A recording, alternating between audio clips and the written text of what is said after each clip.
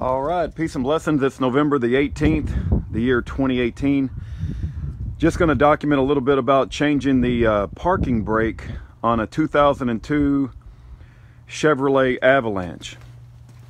My parking brake was not working at all, and what I would do, matter of fact, if you look at the adjustment, you see where the front of the parking brake line is. I marked it with a knife, and it's behind this weld point here, so make a note of that. And then here's the old parking brake once I took the rotors off, and there's no pads on it at all. I mean, if you go around the whole thing, there's just no pads. To give you an idea, here's what a new one looks like. See, it's got pads. And so what it does is it sits right in there. Of course, you have to work it over this hub here, six lug hub. So I'll do that. But this pad and the other one had no pads, so no wonder it wasn't stopping, right? It wasn't. But also, if you look in the back here, I don't know if can you guys see right there? It's kind of no light. Notice the position, and notice the position that this thing is right up against the back of the wheel hub, and then you can follow your parking brake lines. And I want to show the other side too. It's cold out here today and it rained. Oh, here's also a bracket. This bracket should come with your new wheel hub, and I want to show you where this goes. But again, that's the old one. I've got the new one. But you see the bracket, let me show how this bracket goes on. The bracket is going to go right there, and once you get your new one on, you put the bracket there to hold it in place, and there's a screw that comes with it. It's really hard for me to hold the camera and the bracket at the same time. But also, if you look down there, you'll see the parking brake line come on the back of the wheel. And also, let me share some things. I thought I was going to need new rotors. So here's the original rotors that came with the truck, and here's I bought them at O'Reilly. So this is the shoes. The new parking brake shoes came in that box, and they came with this bracket. You know, you have to have two boxes, of course. But anyway, notice on the back of this rotor, it's indented right here.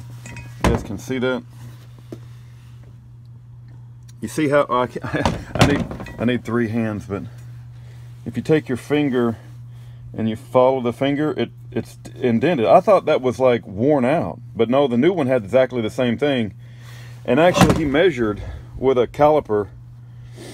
He measured with a micrometer, the width, and it didn't need to be thrown away. It was this rotor is in good shape, and so is this one. So there's no reason for me to replace the rotors, but I do need new parking brakes. It'll fit in there just like that once they're on the wheel hub. So if one thing I did want to do too is, see, the parking brake is right here. It's up in its full position. There's the brake release, and there's the parking brake. Now if I push down on this and I push it all the way down, see, now it's all the way down to the floor, and you crawl up under the truck. Oh. Now you notice that's no longer behind the weld joint. You guys remember at the front of the video, it was back here. Now this has been pulled. This has been pulled from back here to up here. That's the dinner belt. And then also, I'm losing some light here. Oh yeah, see that's been pulled back. So the linkages and all the cables are working properly.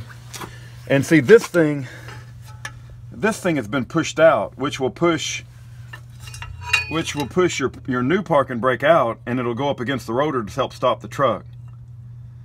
And so you want to check and make sure everything is doing what it should be doing. But see, that's pulled back like it should be. And if we go to the other side, you should see it pulled back too. Oh, where's it at? Where's it at? There it is, down there. See that? Now that's pulled back too. And that's your parking brake line. But I'm gonna change out these parking shoes for the new ones, put on the brackets, put back on the rotors, put back on the calipers, and hopefully we'll have a parking brake by the time I finish this. All right, take care, God bless, and I'll get to work and we'll maybe do a quick video when it's done and show it works. God bless, have a great day. All right, as we continue, I took some brake cleaner and I cleaned off the rotor as best as I could. And as you can see, the old shoe has no pads on it at all. As a matter of fact, the pad just fell off.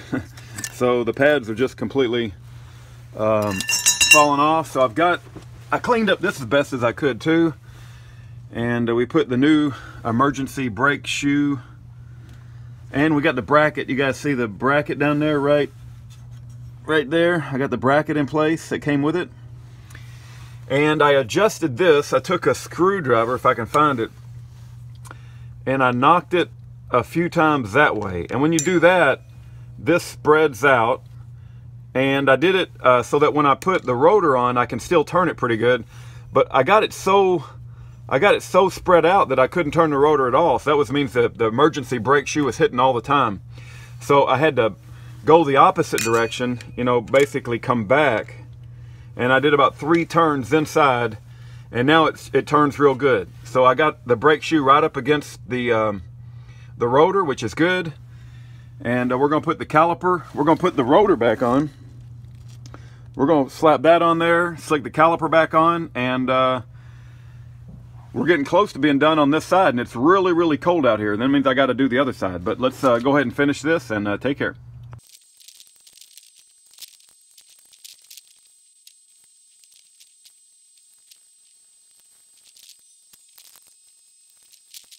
All right, a parking brake is kind of like a gun. You may never need it, but if you do need it, you want it to work. So I've got most everything put back together. I want to show you guys something. As you can see, you get this area? The tire turns when you try to tighten up the lug nuts. So as a test, we're going to put on the emergency brake. You want to show me pushing that in? Okay, so we got the emergency brake pushed in. And let's see if it turns now. No, it ain't going nowhere. Yay! That means that our emergency brake working, and thank God that when you need an emergency brake, or I don't know, is it emergency brake or parking brake? I think I would use it in emergency if my brakes went out. It's 1 in 6 and half a dozen the other. I don't know, man. But anyway. Here's some good advice. If you are going down the highway and your brakes fail, throw it into neutral if your emergency brake won't work. Yeah, but you want your emergency brake to work. We're going to keep all our emergency brakes working on our trucks. And take care. God bless. It's a little cold out here today. Have a great day. Bye-bye.